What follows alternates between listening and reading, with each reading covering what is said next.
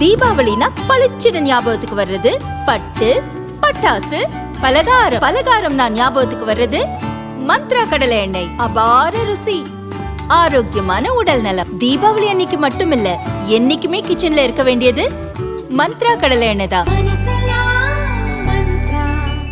Welcome to Ratna Fan House Sparkling New Year Sale. December 31 முதல் ஜனவரி 4 வரை 5 நாட்களுக்கு மட்டுமே. Sparkling New Year Sale. Ratna fan house, Rajabadar street, T நகர்.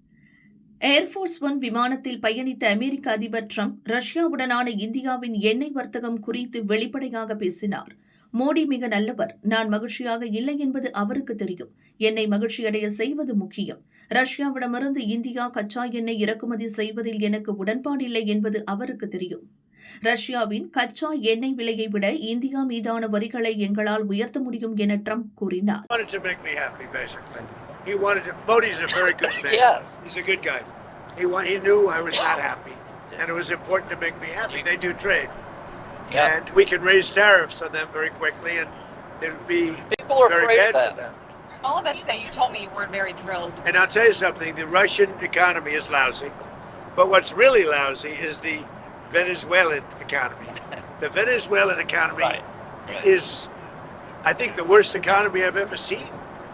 அதாவது அமெரிக்காவின் கோரிக்கையை ஏற்று இந்தியா தனது கொள்கையை மாற்றிக்கொள்ள வேண்டும் என அவர் மறைமுகமாக தெரிவித்தார். ட்ரம்புடன் இருந்த செனட்டர் லின்சே கிரஹாம் கூறுகையில், அமெரிக்கா ஏற்கனவே விதித்துள்ள 25% சுங்கவரி காரணமாக இந்தியா ரஷ்யாவிடமிருந்து வாங்கும் எண்ணெயை 38% வரை குறைத்துள்ளதாக தெரிவித்தார். So he put a 25% tariff on India for buying Russian oil.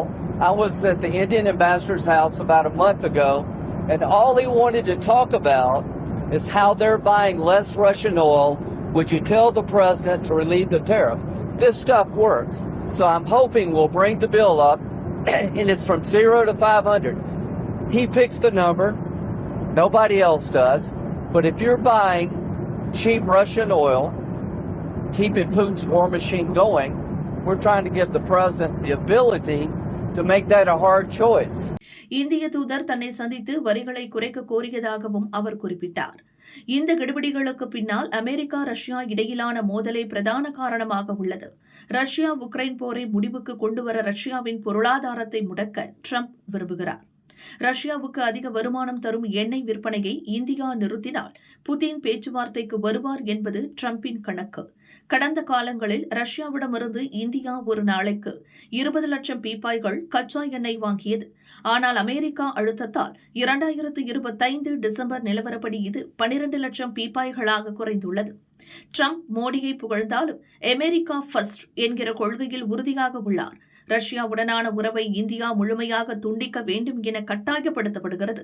அமெரிக்காவுக்கும் இந்தியாவுக்கும் இடையே தற்போது வர்த்தக ஒப்பந்தம் குறித்த பேச்சுவார்த்தைகள் நடக்கும் நிலையில் ட்ரம்பின் இந்த எச்சரிக்கை முக்கியத்துவம் பெற்றுள்ளது.